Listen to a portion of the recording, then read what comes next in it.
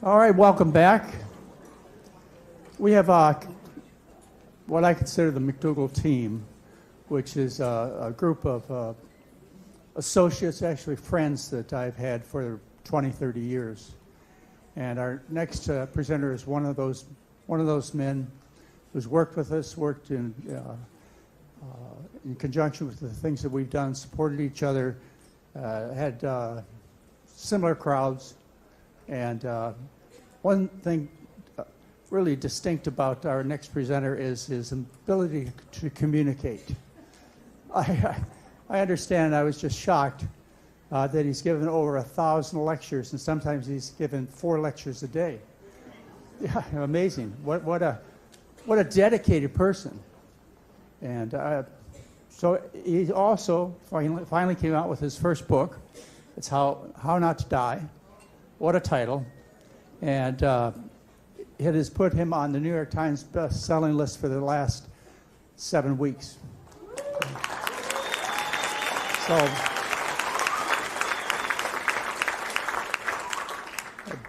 because of our longtime friendship and my great respect for him, he's been a speaker for at least one presentation every year for who knows how far back it goes. And I know you're going to enjoy Dr. Michael Greger.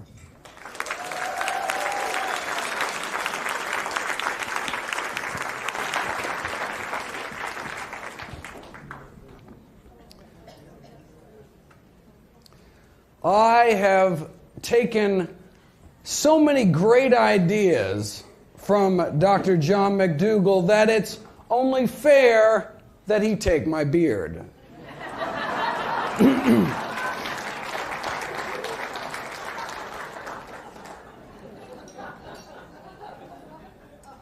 Allow me to begin on a personal note. This is a picture of me right around the time that my grandma was diagnosed with end-stage heart disease and sent home to die.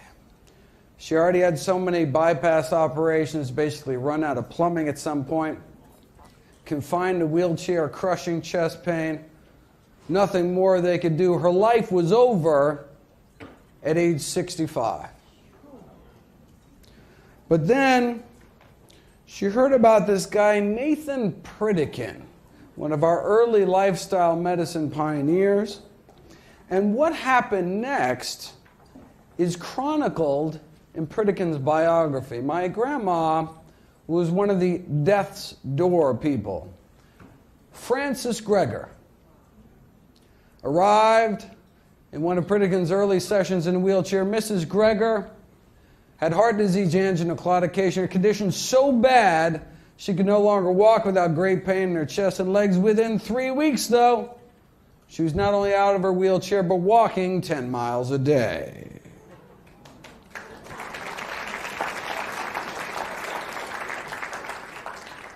This is my grandma at her grandson's wedding, 15 years after she was given her medical death sentence. And thanks to a healthy diet, she was able to live another 31 years on this earth till 96 to enjoy her 6 grandkids, including me. That is why I went into medicine.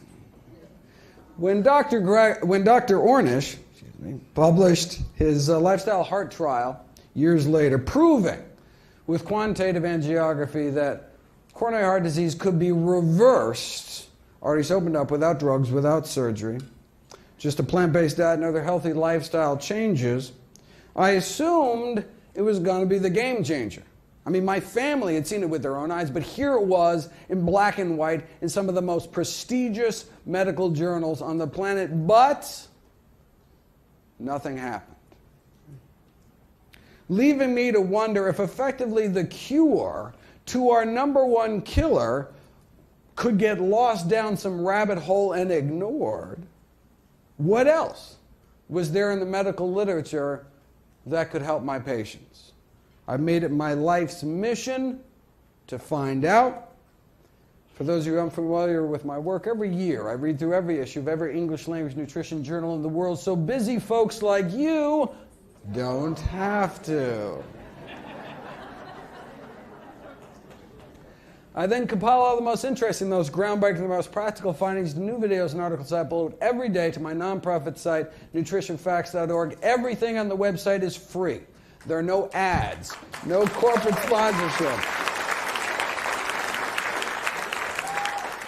Strictly non-commercial, not selling anything, just put it up as a public service, as a labor of love. New videos and articles every day on the latest in evidence-based nutrition. What a concept. Okay, where did Pritikin get his evidence from? Well, a network of missionary hospitals set up throughout sub-Saharan Africa uncovered what may be the most important advance in health, according to one of our most famous medical figures of the 20th century, Dr. Dennis Burkitt, the fact that many of our most common and major Western diseases were universally rare, like heart disease. In the African population of Uganda, coronary heart disease almost non-existent. You say, wait a second, our number one cause of death? Almost non-existent. What were they eating? They were eating a lot of starchy vegetables, starchy grains and greens, and their protein almost exclusively from plant sources, and they had the cholesterol levels to prove it, actually very similar to what you see down here in the corner of those eating modern-day plant-based diets. You say, well, wait a second. Maybe the Africans were just dying early from some other kind of disease, never lived long enough to get heart disease. No. Here's heart attack. Here's age-matched heart attack rates in Uganda versus St. Louis. Out of 632 autopsies in Uganda, only one myocardial infarction. Out of 632 age and gender matched autopsies in Missouri, 136 myocardial infarctions, more than 100 times the rate of our number one killer. They were so blown away, they went back, did another 800 autopsies in Uganda, and still just that one small healed infarct, meaning it wasn't even the cause of death. Out of 1,427 patients, less than 1 in 1,000, whereas here, heart disease is an epidemic. This is a list of diseases commonly found here and in places that eat and live like the U.S., but were rare or even non-existent in populations centering their diets around whole plant foods. These are among our most common diseases, like obesity, for example, or hiatal hernia, one of the most common stomach problems, varicose veins and hemorrhoids, the two most common venous problems, colorectal cancer, leading cause of cancer-related death, diverticulitis, the number one disease of the intestines, appendicitis, number one cause of emergency abdominal surgery, gallbladder disease, number one cause of non-emergency abdominal surgery, as well as ischemic heart disease, our commonest cause of death here, but a rarity among plant-based populations. And so this suggests that heart disease may be a choice, like cavities. If you look at the teeth of people who lived over 10,000 years before the invention of the toothbrush, pretty much no cavities. Didn't brush a day in their lives, no flossing, yet no cavities. Why? Because candy bars hadn't been invented yet, right? So why do people continue to get cavities when we know they're preventable through diet? Easy, right? Because, the pleasure of dessert basically outweighs the cost and discomfort of the dentist chair for many people. And look, that's fine. As long as people understand the consequences of their actions, right? As a physician, what more can I do? If you think the benefits outweigh the risk for you and your family, then go for it. I certainly enjoy the occasional indulgence. I've got a good dental plan. Right? But What if instead of the plaque in our heart, in our teeth, we're talking about the plaque building up inside of our arteries, right? This is another disease that can be prevented by changing our diet. Now, what are the consequences for you and your family, right? Now we're not talking about scraping tartar anymore. Now we're talking life and death, right? The most likely reason that most of our loved ones will die is because of heart disease, right? So, being at a McDougal event is the best Valentine's Day present ever.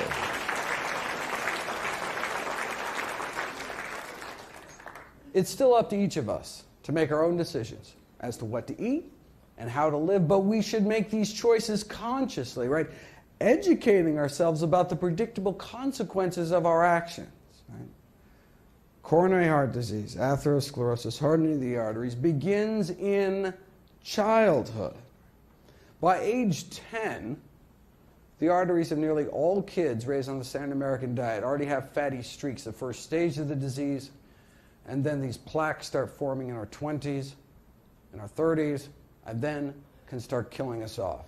In our heart, it's called heart attack. In our brain, the same disease is called a stroke. If there is anyone here in the room today older than age 10,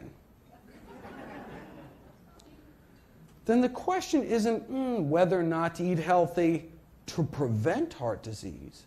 It's whether you want to reverse the heart disease that you already have. Is that even possible?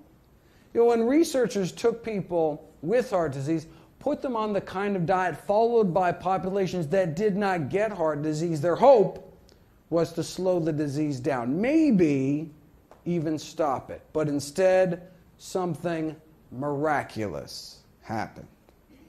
The disease started to reverse, to get better. As soon as patients stopped eating an artery-clogging diet, their arteries started opening up. Their bodies were able to start dissolving some of that plaque away without drugs, without surgery, even in some cases severe triple vessel heart disease, arteries opening up, suggesting that their bodies wanted to be healthy all along, but were just never given the chance.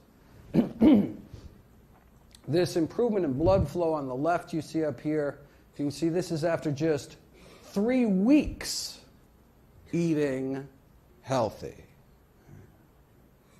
Let me share with you what's been called the best kept secret in medicine. The best kept secret in medicine is that sometimes, right, given the right conditions, our body can heal itself. You know, if you whack your shin really hard on a coffee table, right, get all red, hot, swollen, inflamed, right? But we'll heal naturally if you just stand back and let your, body's, magic take its place. But what if you kept whacking your shin the same place every day? In fact, 3 times a day, breakfast, lunch, and dinner. It never healed. You go to your doctor and be like, oh, my shit hurts so bad. You'd have no problem. Whip out their pad, write you a prescription for painkillers, right? You're still whacking your shin 3 times a day. Oh, it's still really, but feels so much better with those pain pills on board. Oh, yeah. Thank heavens for modern medicine, right? It's like taking nitroglycerin for crushing chest pain, right? Tremendous relief, but not actually treating the underlying cause of the disease, right? Our body wants to come back to health if we let it, but if we keep re-injuring it 3 times a day, it may never heal. It's like smoking. One of the most amazing things I learned in all of my medical training was that within 15 years of stopping smoking, your lung cancer risk approaches that of a lifelong non-smoker. Isn't that amazing? Your lungs can clear out all that tar, and eventually it's almost as if you never started smoking at all. And every morning of our smoking life, that healing process started until, wham, our first cigarette of the day. re-injuring our lungs with every puff, just like we can re-injure our arteries with every bite. When all we had to do, the miracle cure, is to just stand back, get out of the way, and let our body's natural healing processes bring us back towards health. Now, sure, you could choose moderation and hit yourself with a smaller hammer.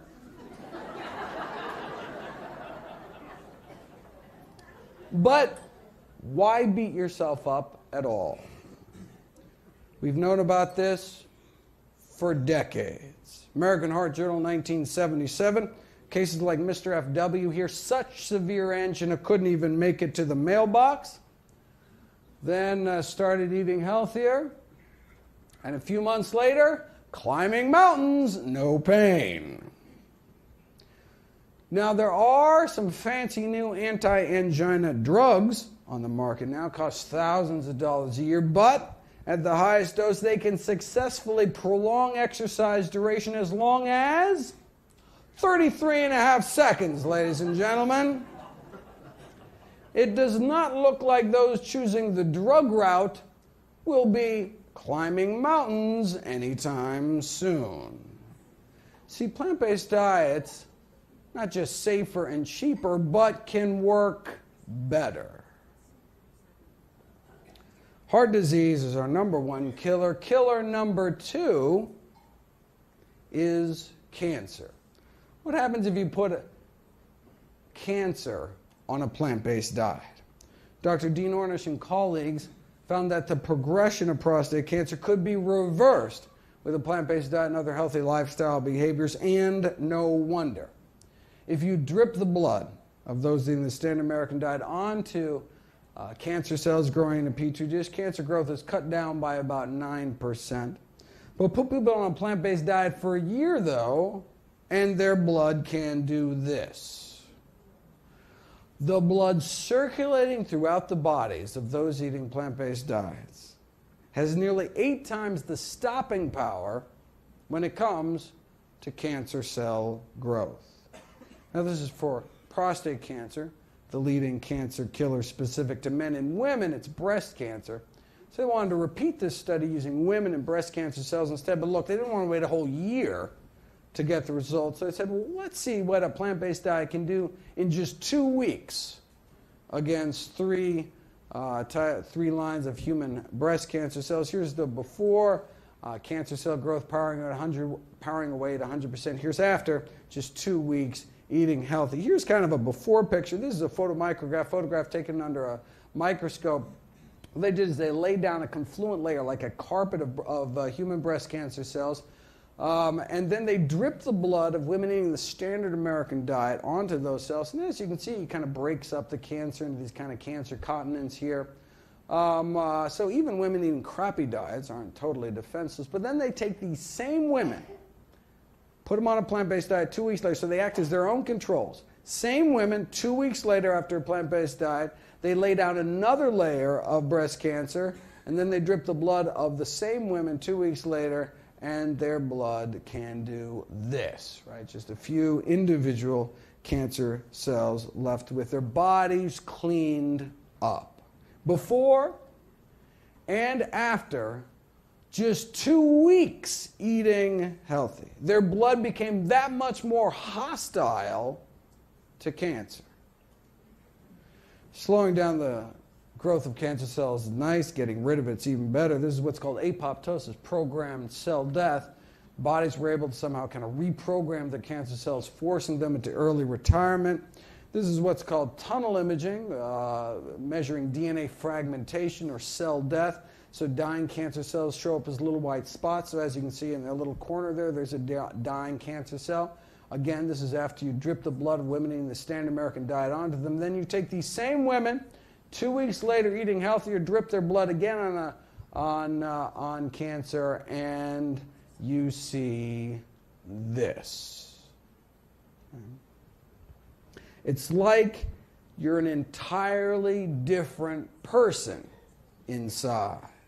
The same blood now coursing through these women's bodies gain the power to significantly slow down and stop breast cancer growth within just 2 weeks of eating a plant-based diet. What kind of blood do we want in our body? What kind of immune system? Right?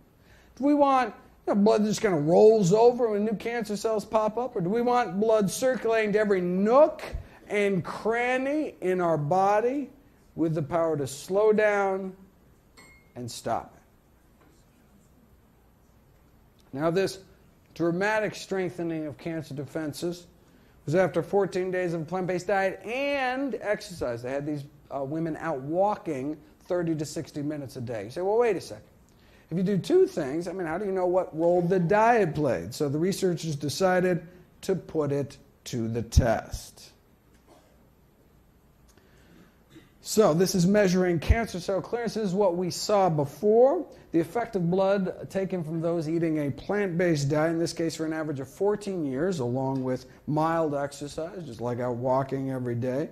Plant-based diet and walking, that's the kind of cancer cell clearance you get. Compare that to the cancer-stopping power of your average sedentary meat eater. You see a little burger in there. I don't know if you can see that. Which is basically non-existent. All right.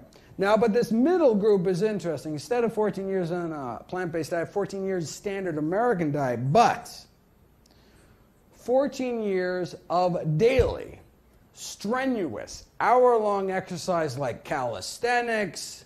They wanted to know, if you exercise long enough, if you exercise hard enough, can you rival some strolling plant eaters over here? And the answer is exercise helped. No question. But literally 5,000 hours in the gym was no match for a plant-based diet. Same thing as we saw before. Even if you're a couch potato eating fried potatoes, you're not totally defenseless. You can kill off a few cancer cells. If you exercise for 5,000 hours, you can knock off cancer cells left and right, but nothing appears to kick more cancer tush than a plant-based diet. We think it's because of the animal proteins, meat, egg white, and dairy proteins, increasing the levels of IGF-1 in our bodies, insulin-like growth factor 1, a cancer-promoting growth hormone involved in the acquisition and progression of malignant tumors. But if we lower animal protein intake and put people on a plant-based diet, their IGF-1 levels drop. This is the graph on the left. And if you put people on a plant-based diet for years, it drops even further. And their IGF-1 binding protein levels go up. IGF-1 binding protein is like our body's emergency brake. It's one of our ways our body protects itself from excessive growth. Sure, within 2 weeks you can drop your liver's production of IGF-1, but wait a second. What about all the IGF-1 you have circulating in your body from the bacon and eggs you had 3 weeks ago? Well, your body releases this snatch squad of binding proteins into the bloodstream to tie up any excess IGF-1. As you can see, binding protein levels go up within weeks, continue to get better the longer one eats healthy. Here's the experiment that really nailed IGF-1 as the villain. Same as last time. Oh, did I go back? Same as last time. Go on a plant-based diet, cancer cell growth drops, cancer cell death shoots up. But then here's the interesting column here. What if you add back to the cancer just the amount of IGF-1 banished from your system because you were eating healthy for 2 weeks? What happens? You erase the diet and exercise effect. It's almost as if you never started eating healthy at all. So the reason the largest prospective study on diet and cancer ever found that the incidence of all cancers combined was lower among those eating vegetarian than those eating meat. Maybe because they're eating less animal protein, so end up with less IGF-1, and so end up with less cancer growth. How much less cancer are we talking about? Middle-aged men and women with high protein intake, 75% increase in total mortality, 4-fold increase in the risk of dying from cancer, but not all proteins, specifically animal protein, which makes sense, of course, given the higher IGF-1 levels. the academic institution sent out a press release with a memorable opening line. That chicken wing you're eating could be as deadly as a cigarette. Explaining that eating a diet rich in animal proteins during middle age makes you 4 times more likely to die from cancer, which is comparable to what you see with smoking. So what was the response to this revelation that diets high in meat, eggs, and dairy could be harmful to health as smoking? Well, one nutrition scientist replied that it was potentially dangerous to compare the effects of smoking to the effects of meat and cheese. Why? Because a smoker might think, well, wait a second. Why bother quitting smoking if my ham and cheese sandwich is just as bad for me? So we can't tell anyone about this meat and cheese thing.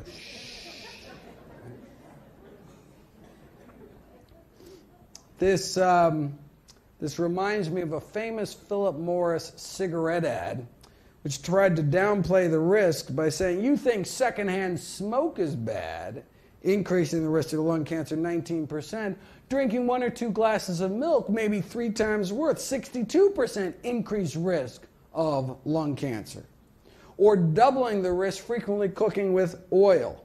Or tripling your risk of heart disease by eating non-vegetarian. Or multiplying your risk 6-fold by eating lots of meat and dairy. Right? So, they conclude, let's keep some perspective here.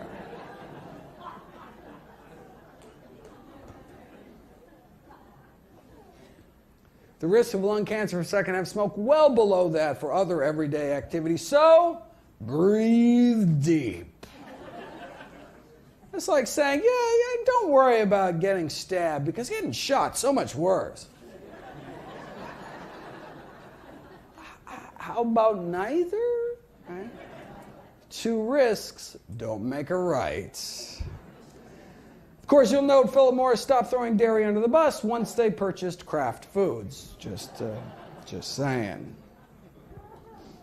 All right, what about the other 13 leading causes of death? Let's do it. The top 3 killers used to be heart disease, cancer, stroke. Oh, that's so 2007. Now, it's heart disease, cancer, and COPD, chronic obstructive pulmonary diseases like emphysema. Thankfully, COPD can be prevented with the help of a plant-based diet, even treated with plants, improving lung function over time. Of course, the tobacco industry viewed these landmark findings a little differently. If adding plants to one's diet can help one's lung function, I mean, wouldn't it be easier to just add plants to cigarettes? Oh, and indeed, let's go back. The addition of acai berries to cigarettes evidently has a protective effect against emphysema in smoking mice. Who would have thunk it? Next, they're going to start putting berries in meat. And indeed, I couldn't make this stuff up, ladies and gentlemen. The addition of fruit extracts to burger patties was not without its glitches. For example, the blackberries dyed the burger patties with this distinct purplish color, kind of turned people off, although evidently you can improve the tenderness of lamb carcasses by infusing them before rigor mortis sets in with kiwi fruit juice. You can even improve the nutritional profile of frankfurters by adding powdered grape seeds, though there were complaints that grapeseed particles became visible in the final product. And look, I mean, if there's one thing we know about hot dog eaters, it's that they're picky about what goes in their food. Oh, pig anus? Okay, but grape seeds, ew.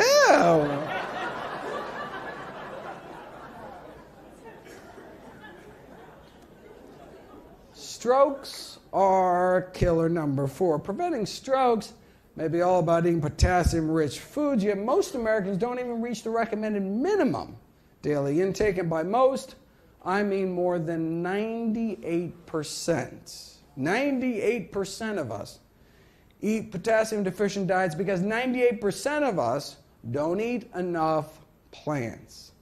Potassium comes from the word potash. Take any plant, put it in a pot, reduce it to ash, you're left with potassium, potassium, the so-called vegetable alkali, true story. But who can name me one plant in particular, a plant food high in potassium?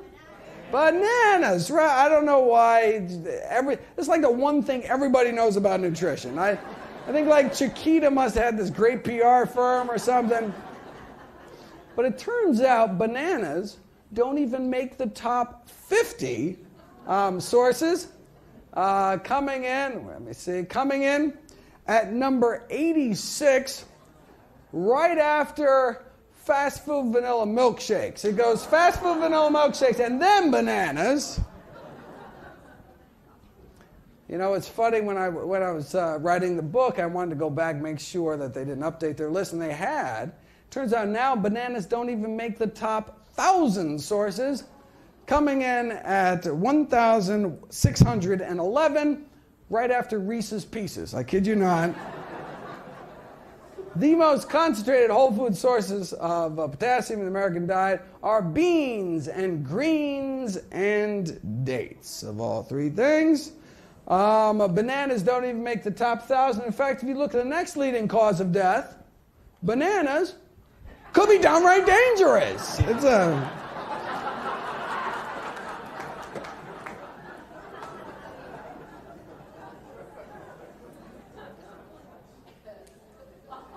Alzheimer's disease, our sixth leading killer, now striking a staggering 4 million Americans affected. 20 years ago, it wasn't even in the top 10.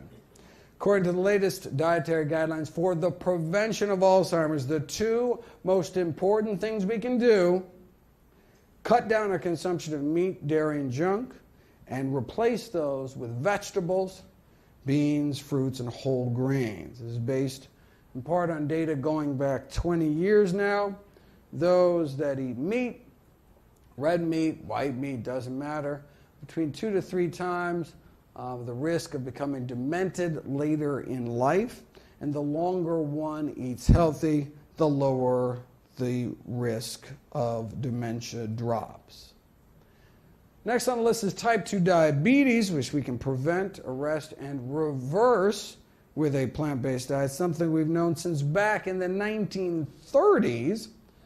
Within 5 years, about a quarter of the diabetics were able to get off insulin. But, plant-based diets are relatively low-calorie diets. So, look, maybe their diabetes just got better because they lost so much weight, right? To tease that out, what one would have to do is design a study where you put people on a healthy diet, but force them to eat so much food that they wouldn't lose weight despite eating healthier. Then we could see if a plant-based diet has, particular benefits, unique benefits beyond just all the weight loss. Right?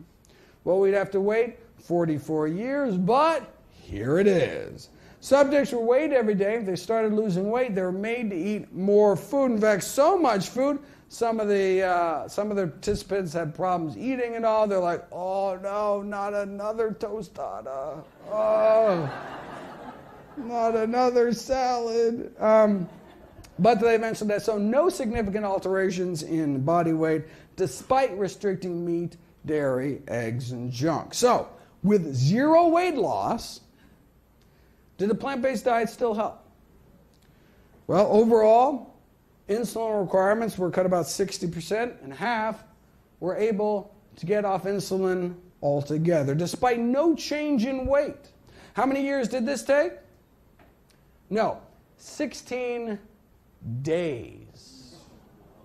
So we're talking diabetics who've had diabetes for as long as 20 years, injecting 20 units of insulin a day, and then as few as 13 days later off of all insulin altogether, thanks to less than 2 weeks on a plant-based diet. Diabetes for 20 years, off all insulin in 2 weeks. Diabetes for 20 years because no one had told them about a plant-based diet.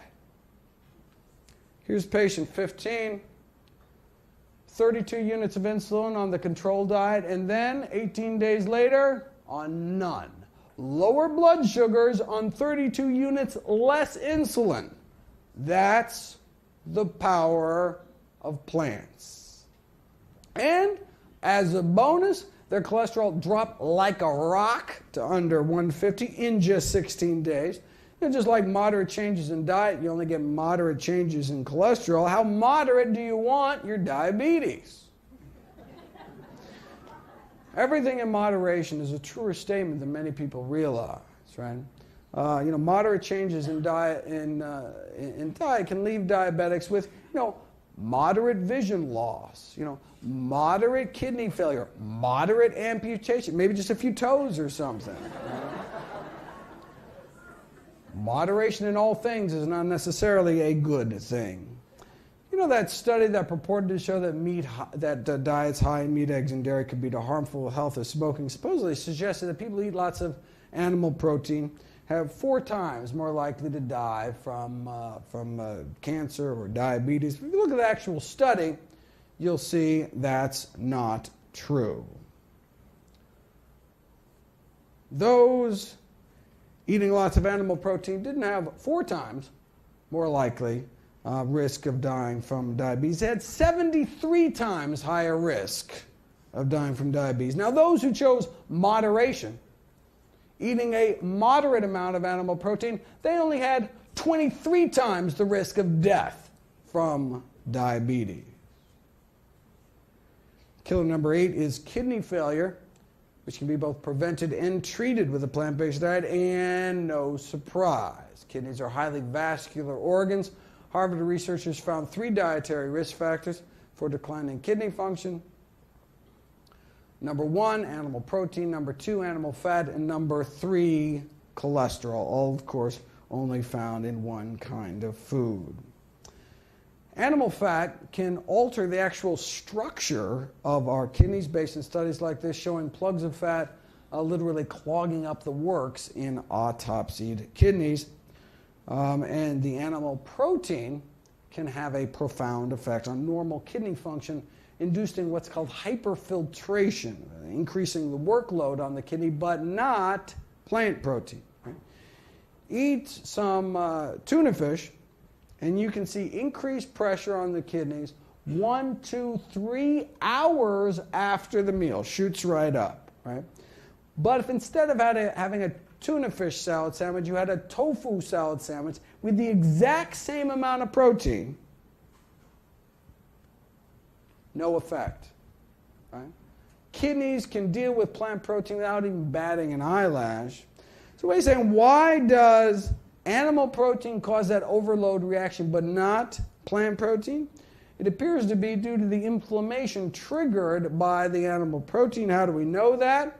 Is because if you give a powerful anti-inflammatory drug along with the tuna fish, you can actually abolish that hyperfiltration effect, that protein leakage effect in response to meat ingestion.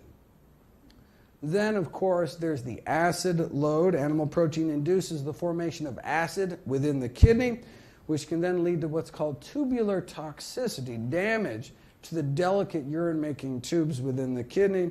Animal foods tend to be acid-forming, whereas plant foods tend to either be neutral or actually alkaline, actually base-forming, to counteract some of that acid. So the solution to stopping the progression of chronic kidney disease may lie in the produce market, produce aisle, rather than the pharmacy aisle. No wonder plant-based diets have been used to treat kidney failure for decades now.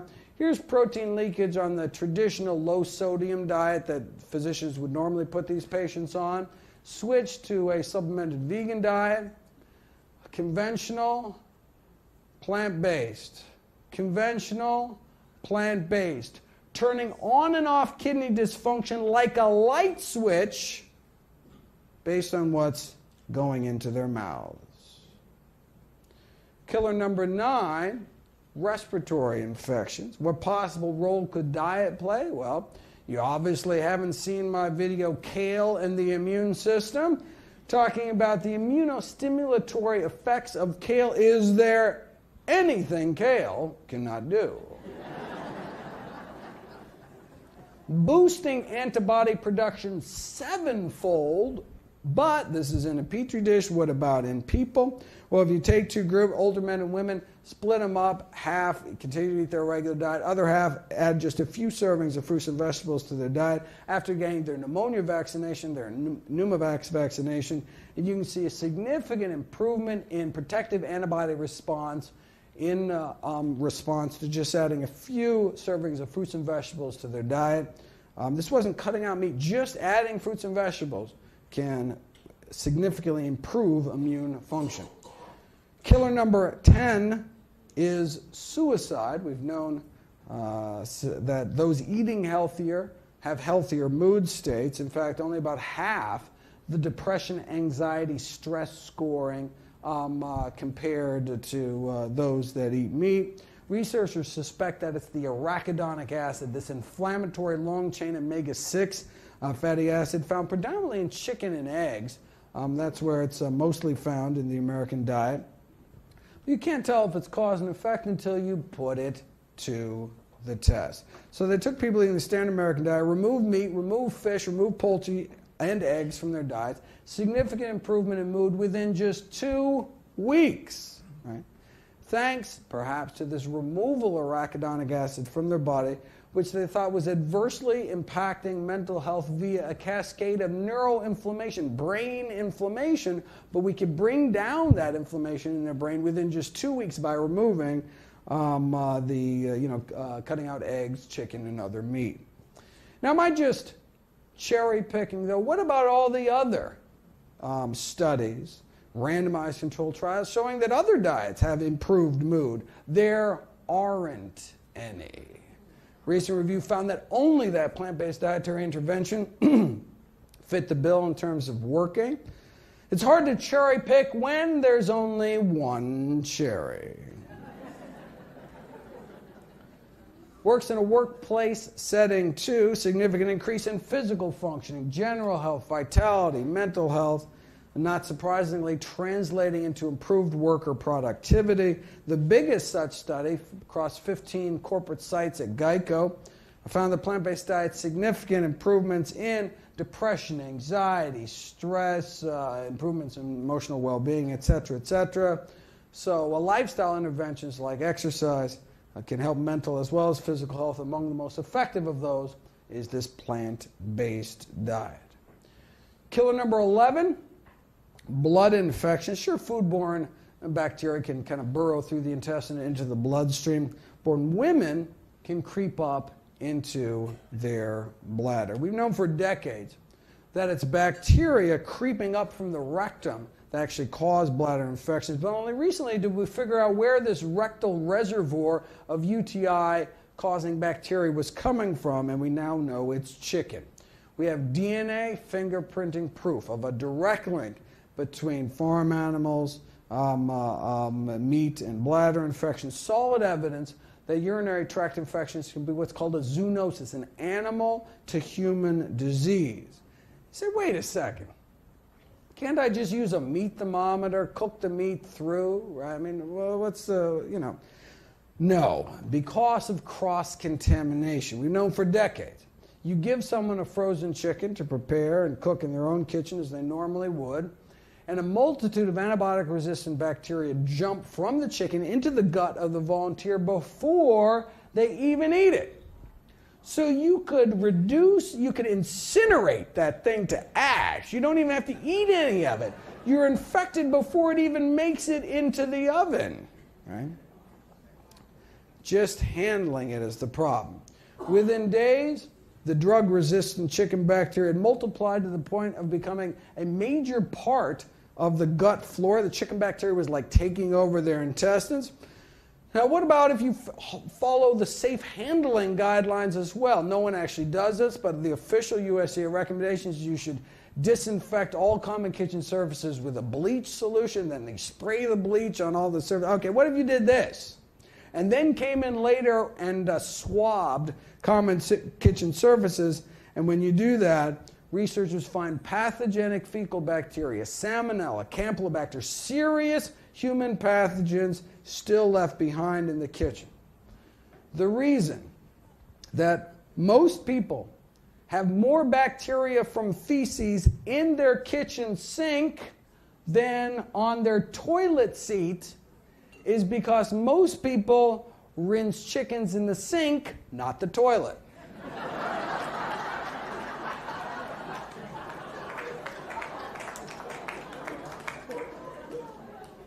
So unless our kitchen is like some biohazard lab, right, the only way we're going to guarantee we're not leaving infection around the kitchen is to not bring it into our homes in the first place. Now, but the good news is, it's not like you eat chicken once and you're colonized for life. In this study, the chicken bacteria only seem to last about 10 days before your good bacteria can kind of muscle it out of the way. The problem is that many families eat chicken more than once every 10 days, so may be constantly reintroducing these chicken bugs into their systems. Right? Say, wait a second.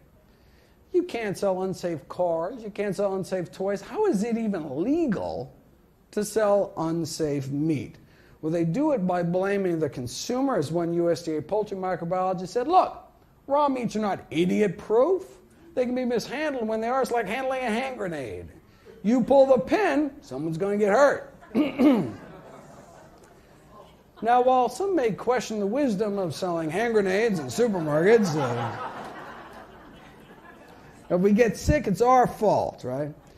Poultry, the USDA poultry expert suggests it's the consumer responsibility, but we just refuse to accept it. It's like a car company saying, yeah, we installed faulty brakes, but it's your fault for not putting your kid in a seatbelt. Right?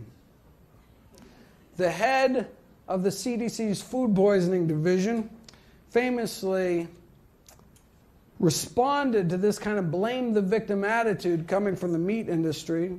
She asked, is it reasonable that if a consumer undercooks a hamburger, their 3-year-old dies? Is that reasonable? Not to worry, though, the meat industry's on it. They just got FDA approval for a bacteria-eating virus they can spray onto the meat.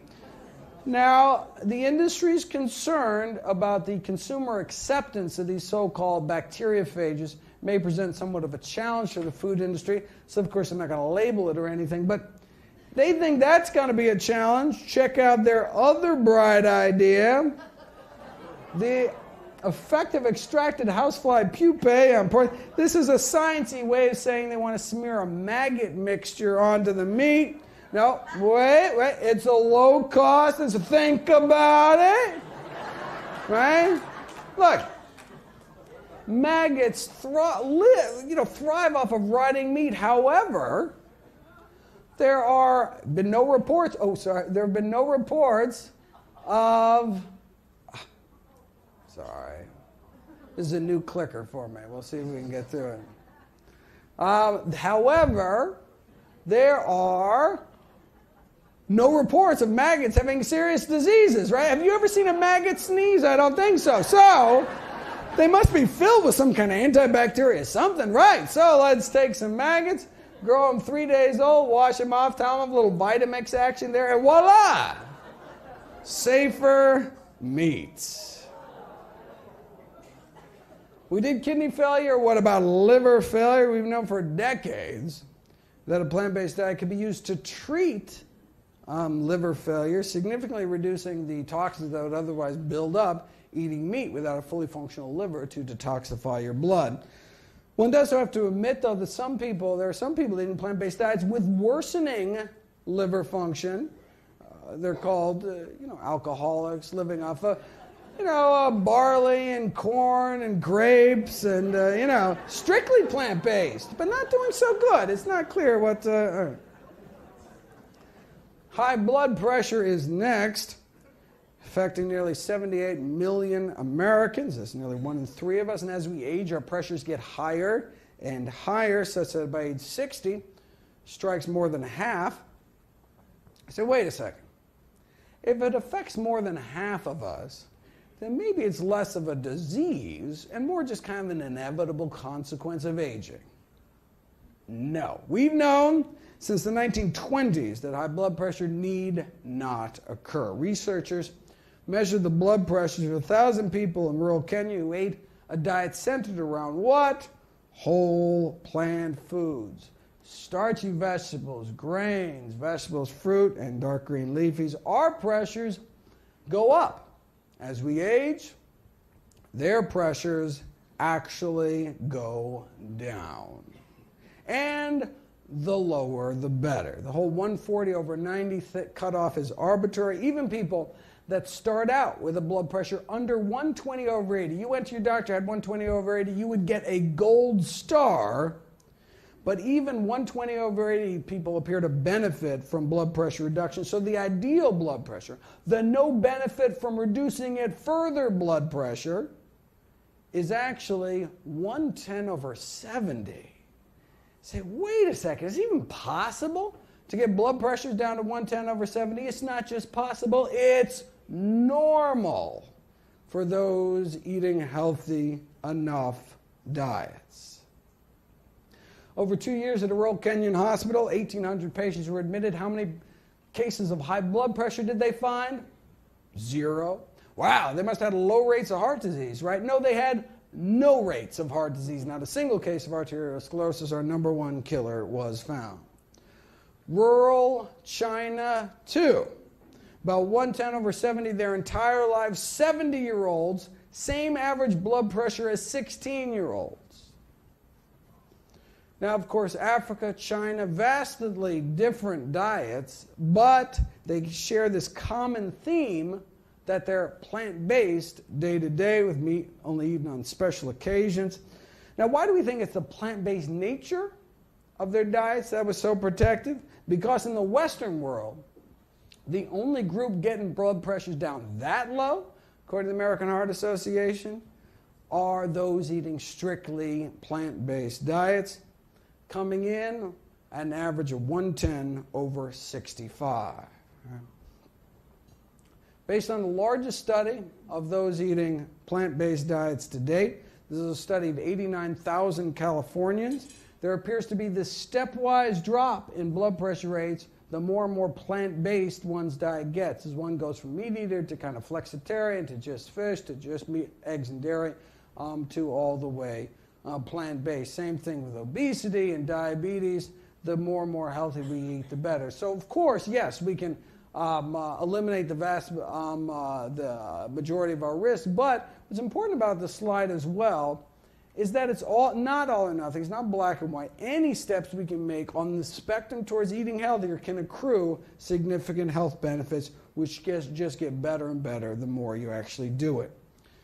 Blood pressure-wise, you can show this experimentally. You take vegetarians, you give them meat and pay them enough to eat it, and their blood pressures go up.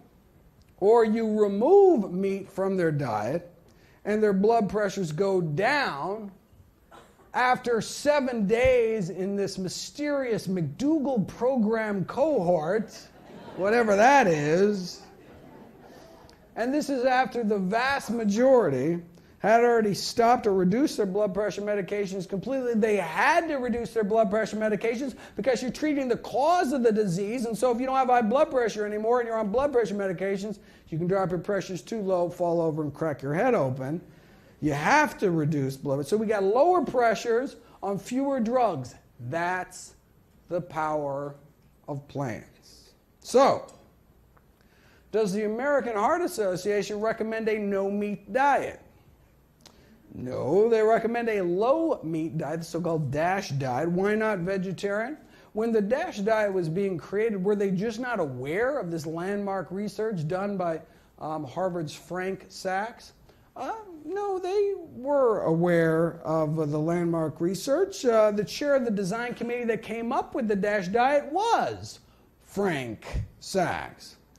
See, the DASH diet was explicitly designed with the number one goal of capturing the blood pressure lowering benefits of a vegetarian diet, yet contain enough animal products to make it palatable to the general public. Right? They didn't think the public could handle the truth. Right?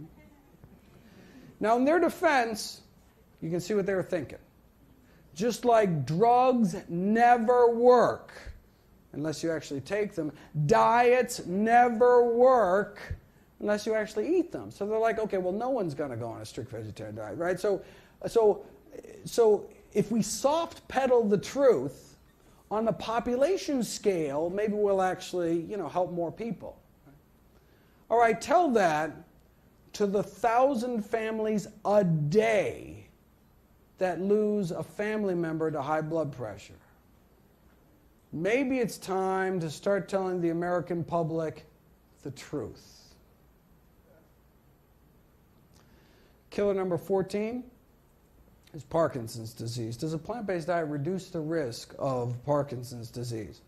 Well, most studies today suggest this link between dairy products and Parkinson's, but why? Well, there's evidence that milk is contaminated with neurotoxic chemicals, high levels of pesticide residues, and have been found both in the milk supply and the brains of people that die from Parkinson's disease. These are compounds like tetrahydroisoquinoline, which is actually what they use to induce Parkinson's in primates in a laboratory, found mostly in cheese, actually.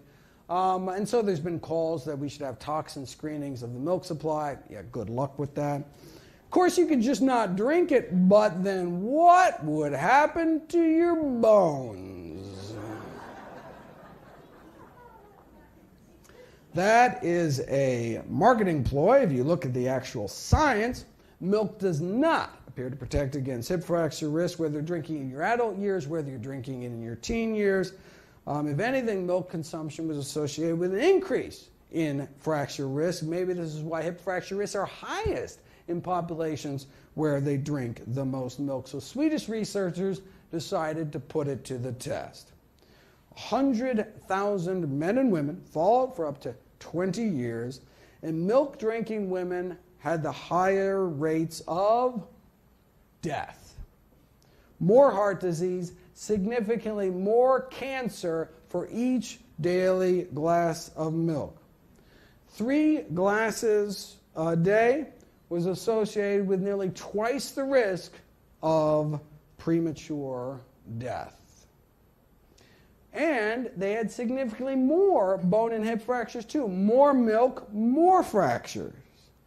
Milk-drinking men also had higher rates of death, but for some reason you never see milk ads like this. I'm not clear why.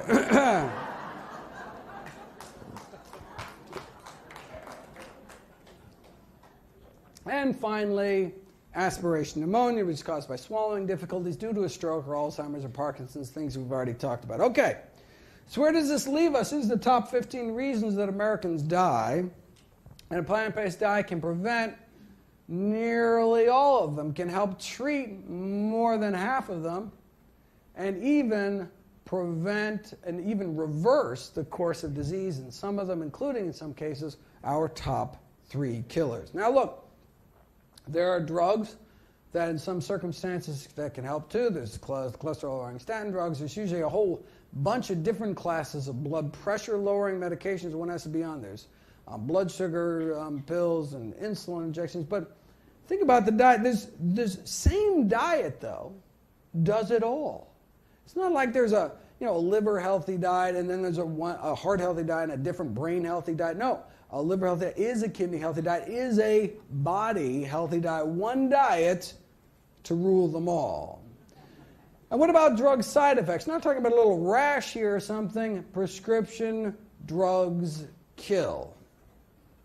More than 100,000 Americans every year. You say, wait a second. 100,000 American deaths every year from adverse drug reactions? Well, wait a second. That means that the 6th leading cause of death in the United States is actually doctors.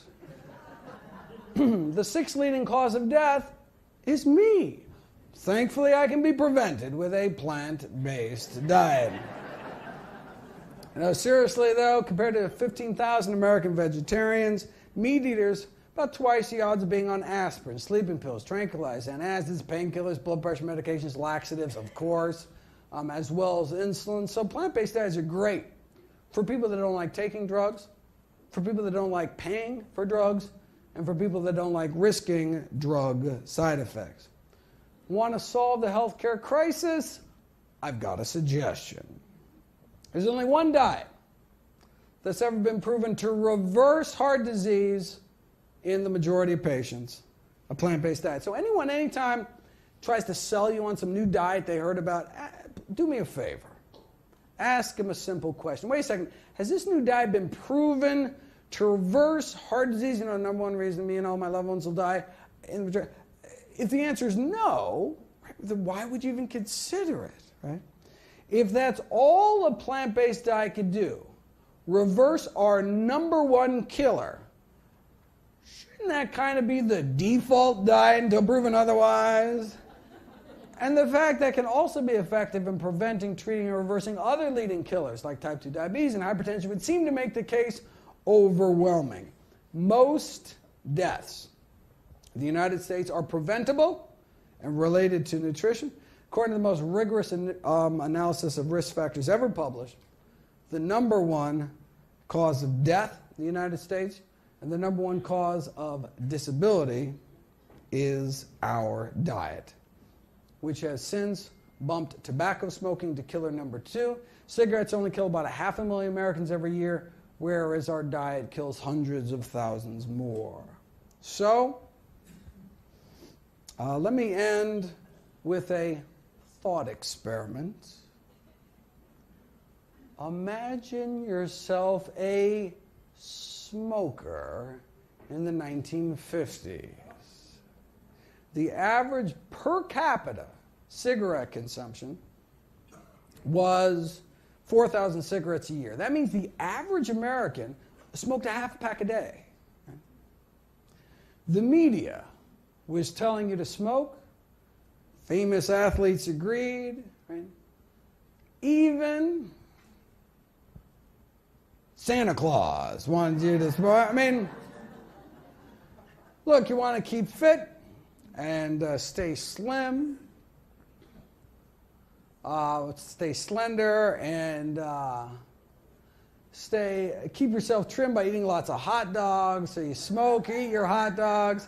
And to stay slim and trim, you eat a lot of sugar, too. A lot better than that apple there. Can you see that? I mean, sheesh, right? Although apples do connote goodness and freshness, according to one internal tobacco industry memo, in which they see many possibilities for a youth-oriented cigarette. They want to make apple-flavored cigarettes for kids. Shameless. For digestion's sake, you smoke. I mean, no curative power is claimed by Philip Morris, but look, an ounce of prevention is worth a pound of cure, so better than safe than sorry, and smoke. Right. Blow in her face and she'll follow you anywhere.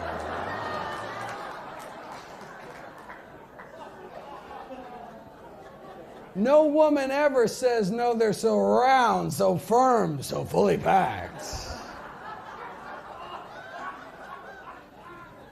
After all, John Wayne smoked them until he got lung cancer and died.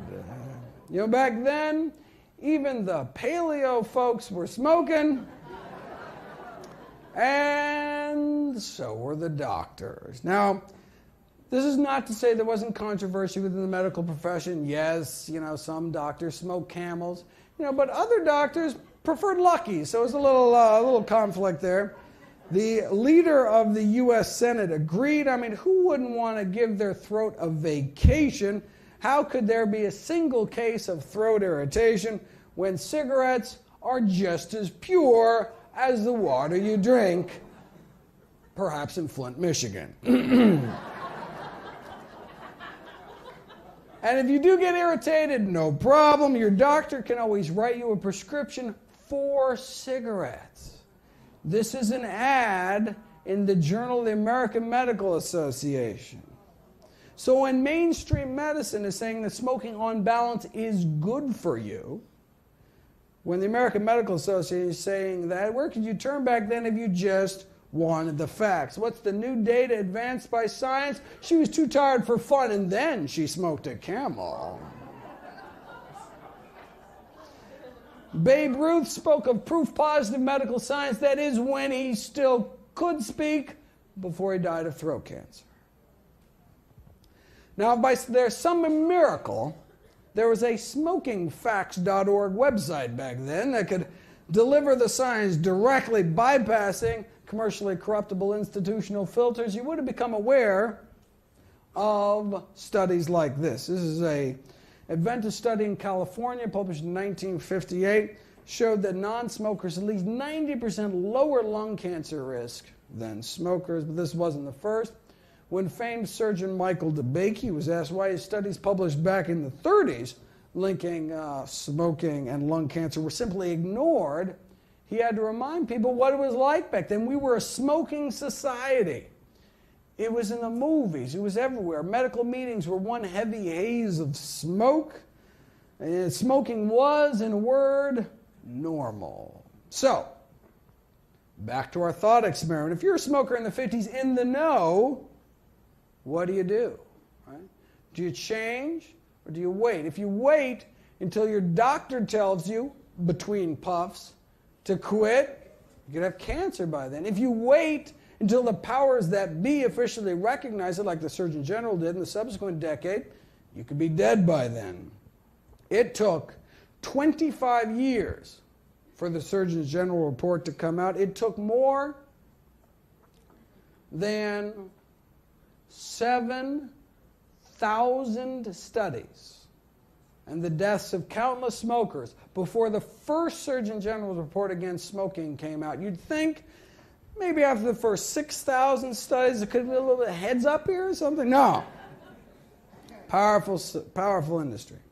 So one wonders how many people are currently suffering needlessly from dietary diseases. Maybe we should have stopped smoking after the 700th study like this came out. So as a smoker in the 50s, on one hand, you had all of society, the government, the medical profession itself telling you to smoke. And on the other hand, all you had was the science. If you're even aware of studies like this. Now let's fast forward 55 years. You know, there's a new Adventist study in California warning Americans about the risks of something else they may be putting in their mouths. It's not just one study.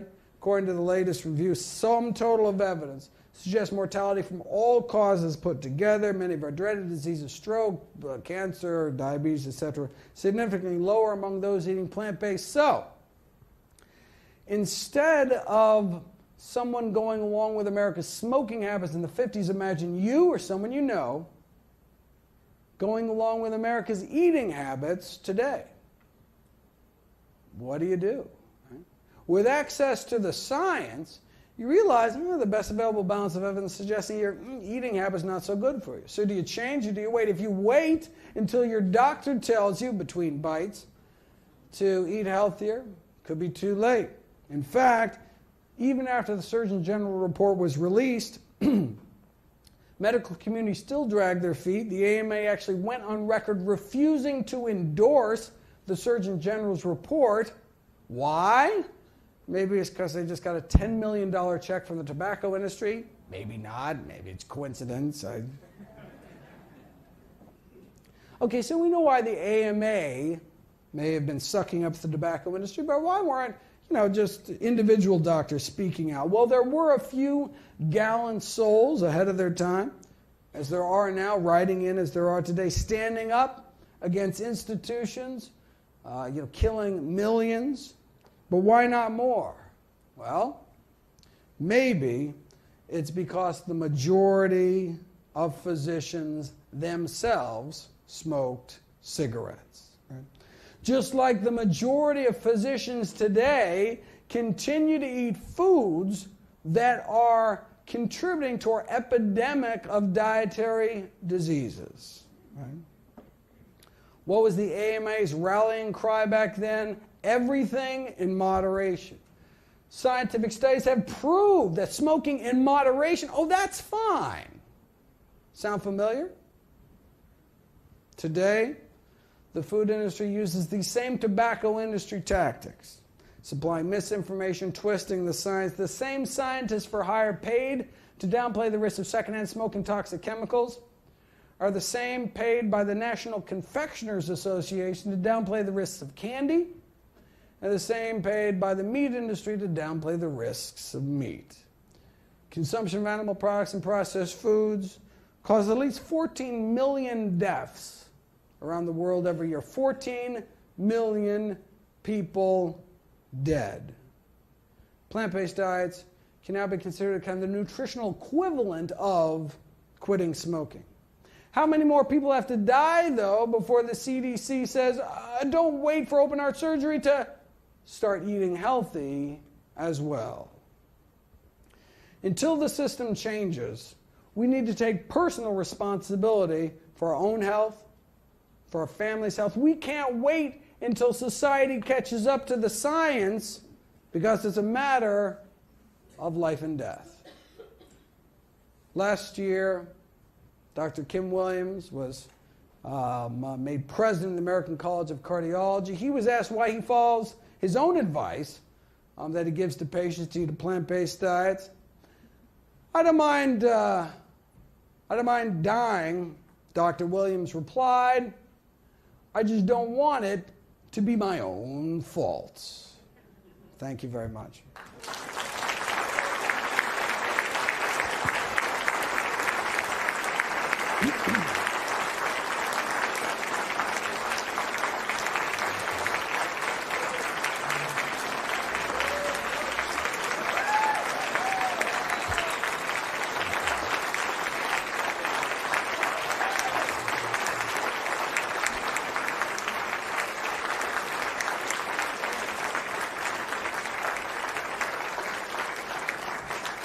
Thank you so much. If you want to share the talk that I gave, it's actually on a combination. It's kind of a little best of my last 4 annual DVD kind of talks on the leading cause of death, the leading cause of disability, the most common diseases, the most dreaded diseases. We have all those DVDs here, as well as I think my latest DVD. I'm up to volume 30 or something by now.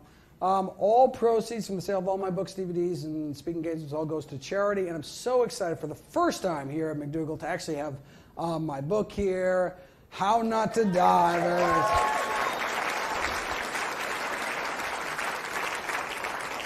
If you remember back in September, I was like, in 3 months, my new book is out. And now, finally, I'm so excited to be here. And, of course, all my work is available free at nutritionfacts.org. Yes? Michael, you're the master.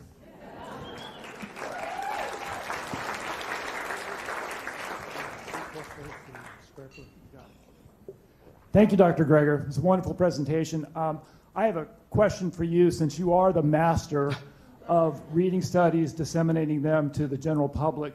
Are you aware, I know that you cited, and the research regarding the impact on cancer with a plant-based diet, Dr. Dean Ornish's study on prostate cancer out of UCSF. Are you aware of any other clinical human trials that are happening now that we can expect to see some results on that actually show the impact of a plant-based diet on the treatment of cancer as opposed to preventing cancer? Professor Campbell, wouldn't that be an amazing study to do? Yes. All right. The only studies we have, so there are some studies on individual foods, but in terms of a plant-based diet, no. We just have Ornish's study until we have future studies coming out, hopefully soon.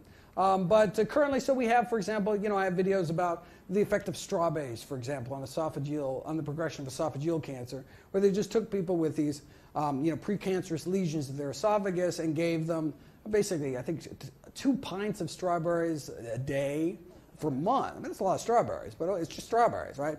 And found that in the majority of patients regressed. So I think 80% of the patients, the lesions got better, and I think half the patients, they disappeared completely, like they went away. I mean, and it was just, and then they did biopsies and saw all the gene changes that took place. The oncogenes go down, the tumor suppressor genes go up.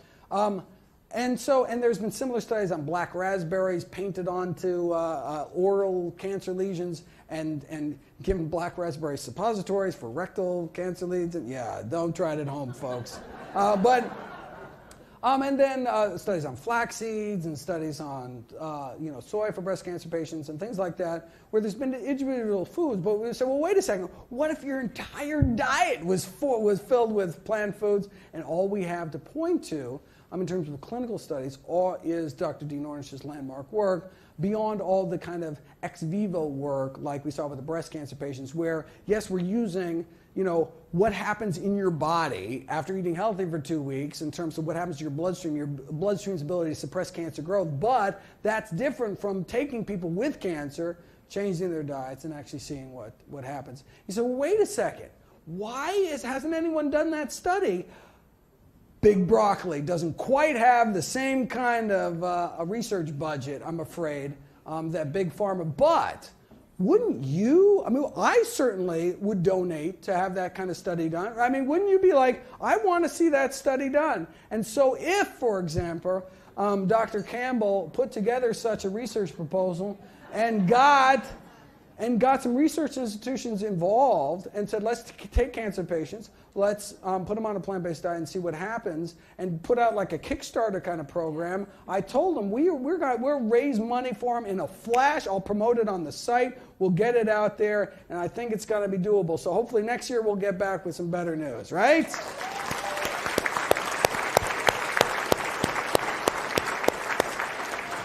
Michael, forgive me for this interjection in the topic, but something very profound happened February 13th, 2015, and that's the American Cancer Society came out and recommended that people with cancer follow a diet in this direction because it improves survival. And there are multiple studies that have been done that show that people with breast cancer, prostate cancer, colon cancer, even melanoma, when they eat a healthier diet, they live longer. So the American Cancer Society has come out and supported the treatment of cancer with diet. If you have cancer, you're to follow this kind of diet.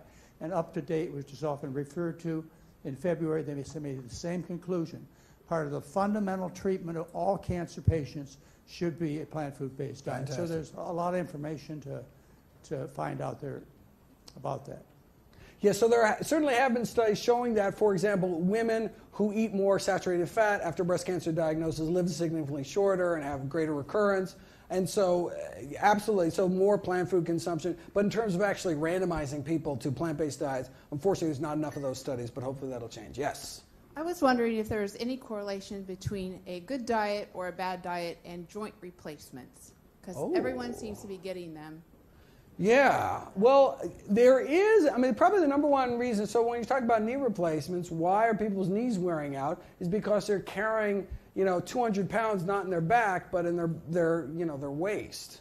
And so, I mean, that's kind of the primary cause why we get this osteoarthritis in our knees grind down, and they have to get replaced. And so, I mean, does diet have anything to do with obesity? If you think there's some possible mechanism there, then absolutely. Then kind of our most common replacement surgeries. Absolutely. But it's not like you can be like, oh, I've got to get my knees replaced next week. Okay, well, let's do some dietary reversal. No, it's got to start decades before. So you can prevent that kind of that response in one's joints. Thank you so much for this talk. I'm a nutrition educator, and my question is, are there any studies done whether people make more drastic changes if they are told the truth about eating a plant-based diet versus when they are told, make some changes, eat more plant foods while you're still eating animal foods? Like, what group of people make more changes in their long-term in their diets? Like, as an educator, should I, teach the PCRM programs, or should I work for public health and teach some classes, but where I don't go fully out and say, get on a plant-based diet because it can cure you of diabetes? Yeah, so there's actually studies. There's a whole rich psychology literature on behavioral change, and it turns out the more you ask for, the more you get. Right? So I think doctors are like, well, I'm going to scare people off if I tell them the truth. So I'll be like, well, why don't you eat an apple once in a while? But it turns out, no. I mean, it's kind of the old adage, you shoot for the stars and up on the moon or something like that.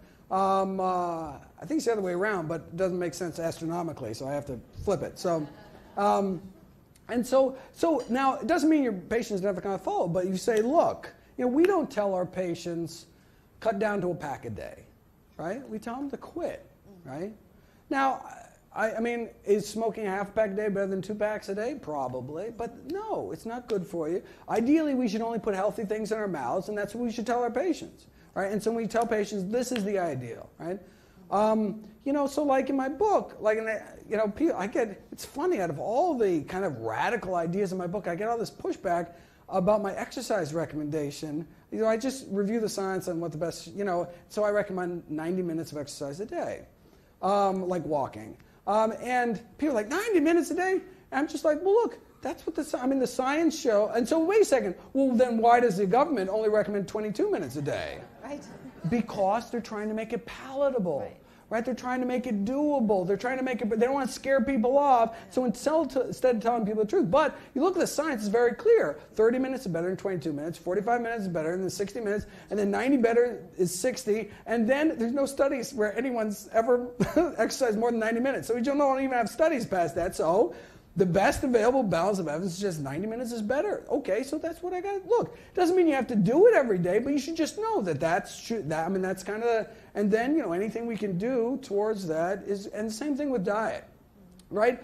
We should tell people this is the ideal diet. This is the diet that's actually going to reverse disease, right? And then look, then it's up to you. Look, you're an adult. You want to smoke cigarettes? It's your body, it's your choice, but you should know the predictable consequences of your actions. As physicians, that's our role, informed consent. I'm going to go shoot for the stars. All right. Michael, without a doubt, everyone in the audience would agree with me. We could just sit here and listen to you all afternoon. But the time has come, and if you, Michael, if you'll go outside, because I know you're going to have a big crowd. And we'll be back in 6 minutes. Thank you.